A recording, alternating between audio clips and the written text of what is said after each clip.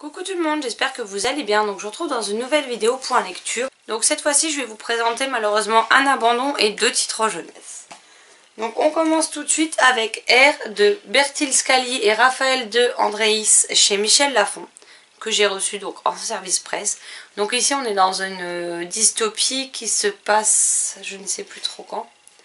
Enfin c'est pas non plus hyper éloigné dans le temps par rapport à notre époque actuelle, hein. Et en fait il y a eu tellement de problèmes climatiques que les personnes au pouvoir se sont succédées et là ils sont alors je ne sais plus quel parti qui a gagné, mais en tout cas il y a des sanctions très importantes au niveau des restrictions des habitants du pays, tout simplement, hein. La France est rentrée vraiment dans une dictature au niveau de ça. On calcule vos taxes carbone, on calcule par exemple il y a les divorces ne sont plus acceptés parce que forcément qui dit divorce dit 2 habitations séparées, 2 fois plus de consommation de gaz et d'électricité, 2 fois plus d'appareils qui consomment de l'électricité, enfin tout ce genre de choses en fait. Malheureusement je l'ai abandonné, comme vous pouvez le voir, mon marque-page est ici à la page 90. J'attendais quand même pas mal de ce livre au niveau de voir où est-ce les auteurs nous emmènent. Maintenant moi ce qui m'a posé problème c'est que on se concentre énormément sur le côté politique des événements. Alors déjà vous savez, déjà en fantasy j'ai du mal en général avec la politique, mais s'il y a bien une chose que je n'aime pas, c'est la politique réelle. Je veux dire la politique dans un pays qui existe, avec des gens au pouvoir, etc. Surtout qu'on nous parle des anciens présidents dedans, hein, donc on se situe bien, en France, il n'y a pas de souci. Et il y a beaucoup de passages où on y dit, voilà, il s'est passé ça au niveau politique. Et j'en ai fait une overdose, en fait. Je pensais pas que ça prendrait autant de place. Après peut-être que je m'arrête au moment où ça va s'arrêter, hein, j'en sais rien. Mais pour moi il y a le côté... alors je sais bien qu'il y a une dictature, donc forcément il y a de la politique un minimum dedans. Ça oui, j'en ai conscience, il n'y a pas de souci. Mais pour moi c'est plus... je sais pas comment le dire. J'ai l'impression de lire l'équivalent d'une émission politique en fait. Et c'est ça qui me dérange profondément, parce qu'au final on sait quasiment rien sur les habitants en eux-mêmes. On suit Samuel qui est né en 69, donc on le suit un petit peu. On commence seulement à voir quelques éléments, on ne sait pas grand chose sur lui, on ne sait pas grand chose sur comment les habitants ressentent tous ces changements et comment ils le vivent. On se concentre vraiment trop sur l'aspect politique et je ne m'attendais malheureusement pas à ça, ce qui fait que je n'arrive pas du tout à le reprendre. Donc j'ai décidé de l'abandonner au bout de 90 pages, malheureusement. J'aurais vraiment aimé voir jusqu'où où ça pouvait aller, mais ça me pèse et ça me mine le moral, donc c'est clairement pas le but quand je lis. Donc voilà, je pense que ce livre pourra largement trouver son lectorat, mais cet aspect-là ne m'a pas plu. Ensuite, je vais vous parler de L'Enfant d'Oradour de Régis Delpeuch, publié chez Scrinéo, qui m'a gentiment été prêté par Marilyn et que je voulais lire depuis sa sortie. Donc un peu plus tôt dans l'année. Ici, on va suivre... Alors, comment il s'appelle? Roger. Donc c'est une histoire vraie, hein. C'est l'histoire vraie du seul rescapé du massacre d'Oradour-sur-Glane le 10 juin 1944. Donc en plein dans la Seconde Guerre mondiale, tout simplement. Et donc on va donc y suivre Roger qui vit avec ses parents et ses frères et sœurs à Charly, une ville de Moselle. J'habite en Moselle, donc voilà. Je ne savais pas du tout que l'histoire prenait place en Lorraine, donc ça a été une très agréable surprise, si je puis dire, hein, parce que vu ce qui s'y passe, voilà. Mais en fait, oui, voilà, ça commence en Lorraine et ça se termine à Oradour-sur-Glane, qui sont quand même assez éloignés, puisque la Lorraine c'est quand même au nord-est, hein. Alors que Oradour-sur-Glane c'est plus près de Lyon, si je dis pas de bêtises. Après je connais pas du tout la ville, donc je saurais pas vous dire, mais il me semble que c'est un peu plus bas que Lyon, quelque chose comme ça. Donc il y a quand même un certain nombre de kilomètres à franchir. Et à l'époque là je suis pas sûre que ça se parcourait comme on les parcourrait aujourd'hui en 5 heures, hein, soyons honnêtes. Et donc on va le suivre lui avec sa famille quand tout d'un coup les Allemands surnommés donc les Boches dans ce livre, mais pas que, hein. Pour ceux qui connaissent un peu ce qui a pu se passer en Alsace-Moselle lors de la guerre mondiale, je pense que ça a assez fait la une des journaux, etc. Voilà, les Allemands ici ont longtemps été appelés les Boches en fait, tout simplement. Donc là on nous prend ce terme puisque ça commence en Lorraine. Donc du jour au lendemain les Boches viennent, ils virent les familles qui sont là, on leur laisse 2 heures pour vider leurs affaires, prendre ce qu'ils ont besoin, se regrouper sur la place du village et tout le monde s'en va. Donc dans différents endroits, et en fait les maisons sont réquisitionnées tout simplement pour les soldats Boches et leurs familles. Alors voilà, bon après moi je vais pas employer ce mot à outrance parce que ben les Français, les Allemands, enfin moi je les appelle par le nom, le vrai nom on va dire. Et donc on va suivre ce jeune Roger avec ses frères et sœurs, ses parents, qui vont partir donc à Oradour et devoir recommencer une nouvelle vie.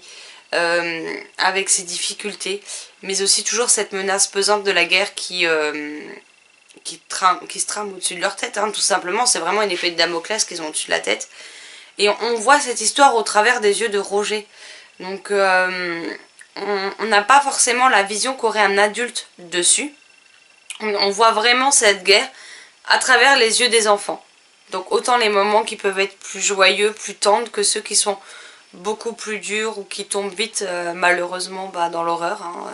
On est quand même en Seconde Guerre mondiale, donc vous vous doutez bien que tout ne va pas être rose, hein, surtout qu'on vous dit bien que c'est l'histoire vraie du massacre d'Oradour, donc vous vous doutez bien de la finalité des choses.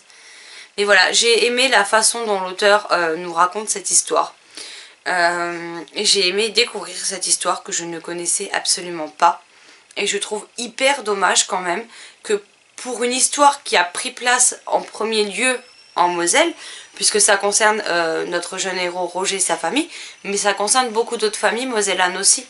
Il n'y a pas que Charlie. Il n'y a pas que, oui, enfin, il n'y a pas que Roger et sa famille, pardon. Vu que la ville s'appelle Charlie, ça me perturbe, pour moi c'est un prénom, donc voilà. Je ne savais même pas qu'en Moselle il y avait une ville qui s'appelait Charlie, donc c'est pour vous dire, hein, comme quoi on a beau habiter dans une région, on ne connaît pas tout non plus. Et je trouve dommage tout simplement qu'à l'école, on ne nous apprenne pas ce pan de l'histoire, alors qu'on est quand même dans la région où il s'est passé, enfin où les gens ont été expatriés à droite à gauche quoi, ou dans les camps de concentration en Allemagne. Donc ça on nous en parle, il n'y a pas de souci. Mais cette histoire là pour moi était totalement inconnue, je ne savais pas du tout qu'il s'était passé ça. Pourtant j'ai suivi les cours sur les guerres avec assiduité en histoire, hein, donc voilà, et je m'en serais souvenu si ça avait été le cas, mais ça n'a pas du tout été le cas et c'est bel et bien dommage. Parce que je pense que c'est un devoir de mémoire que de voir ça en cours, tout simplement. Il y a d'autres pans qu'on nous montre qui sont peut-être pas forcément les plus pertinents.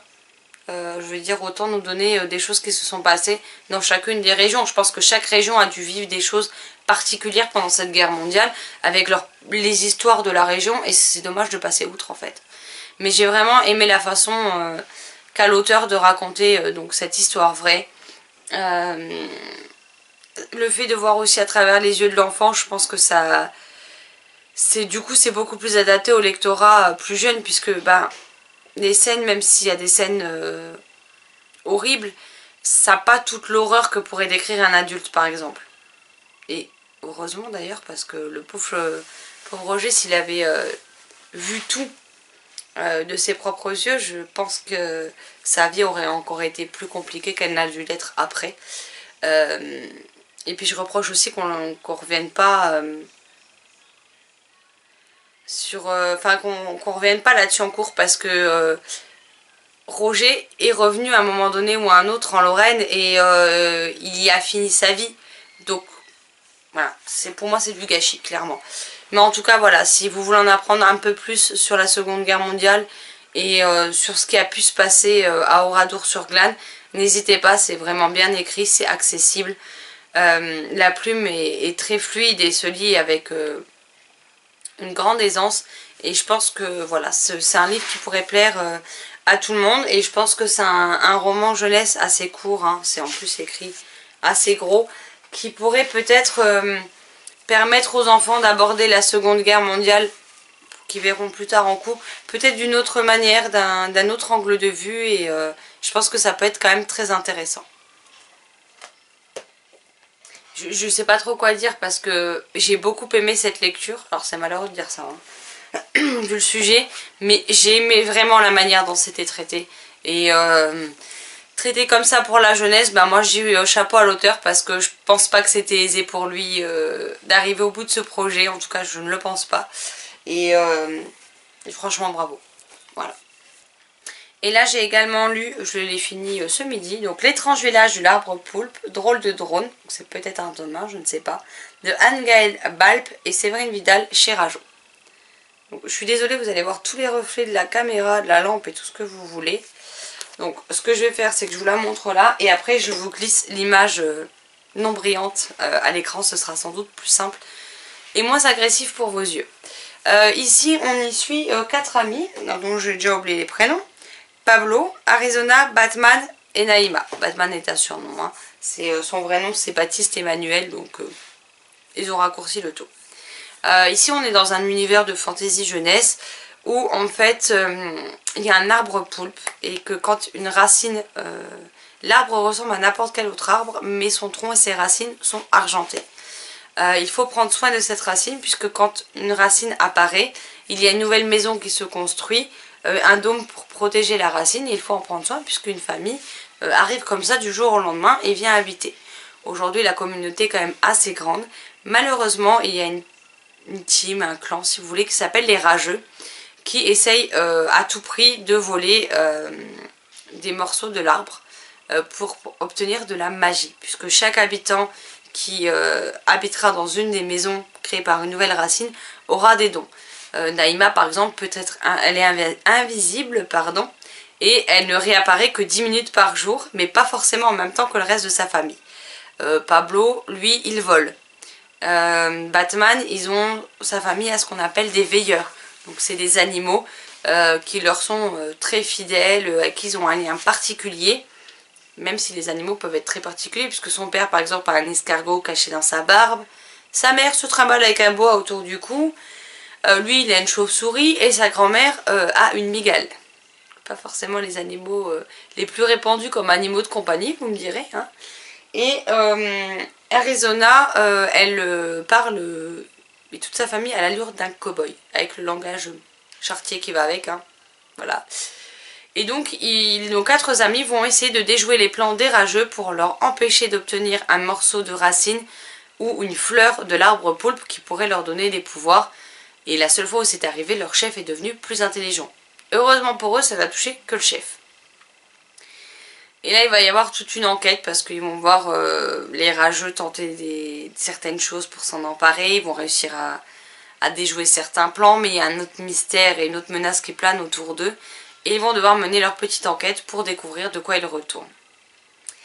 Malheureusement, j'ai pas été plus captivée que ça par ma lecture. Ça a été sympa. Maintenant, c'est pas un livre que je retiendrai particulièrement ou que je conserverai. Tout simplement. C'était sympa, ça peut plaire aux enfants, je pense, hein, clairement. Mais je trouve qu'on tourne un petit peu en rond et c'est dommage. Pas beaucoup de... Il fait... Je vais vous dire ça. Il fait exactement 181 pages et pendant presque 100 pages, ce n'est que ça. C'est qu'on tourne en rond avec les Rageux qui tentent une nouvelle approche, qui est déjouée. Et c'est vrai que c'est un peu redondant, donc ça m'a un petit peu ennuyé et pesé. Bon après c'est court, donc puis c'est écrit assez gros, donc ça se lit très vite, hein. Mais voilà. Après je pense vraiment que voilà, pour initier les jeunes à la fantaisie, je pense que c'est une très bonne lecture. Voilà, je pense que des héros avec des pouvoirs, forcément ça va plaire au plus grand nombre. Aussi bien aux filles qu'aux garçons, puisqu'on a une team avec 2 garçons, 2 filles. Mais je m'attendais à autre chose. Après voilà, n'hésitez pas si vous avez l'occasion à vous faire vos propres avis sur ces 3 titres. Mais voilà le petit résumé de ce que moi j'en ai pensé. Je suis plutôt contente en ce moment parce que j'arrive quand même à tenir le rythme d'un point lecture par semaine. Là il y a un autre livre que j'ai quasiment fini. Je suis en train de lire Water Witch qui sera fini pour le prochain point lecture. Voilà, après je vous présente pas forcément des pavés parce que j'ai pas forcément le temps d'avancer dans les pavés. Mais du coup, même si c'est des livres courts, j'essaie de vous proposer quand même du contenu. Voilà. N'hésitez pas à me dire si vous connaissez ces titres, si vous les avez lus, ce que vous en avez pensé, que vous soyez d'accord ou non avec moi. Tant que c'est fait dans le respect, comme d'habitude, Je peux totalement comprendre que les avis divergent du mien, il n'y a aucun souci là-dessus. N'hésitez pas à me dire s'ils vous font très envie, si au contraire ils vous font pas envie et pourquoi. Et je me ferai une joie de vous répondre dans les commentaires. Alors oui, je suis un petit peu en retard dans les commentaires, mais c'est vrai que ce week-end on devait passer un week-end tranquillou, détente, lecture que je vous avais dit. Et ben... ça m'est royalement passé sous le nez et ça n'a pas du tout été cool, détente, etc. Donc bah tant pis, on reverra ça le week-end prochain si c'est jouable. Hein. Bon allez, sur ce j'arrête de blablater, je vous laisse là, je vous souhaite un excellent mercredi, de très belles lectures et je vous dis à très vite dans une prochaine vidéo. Bye bye.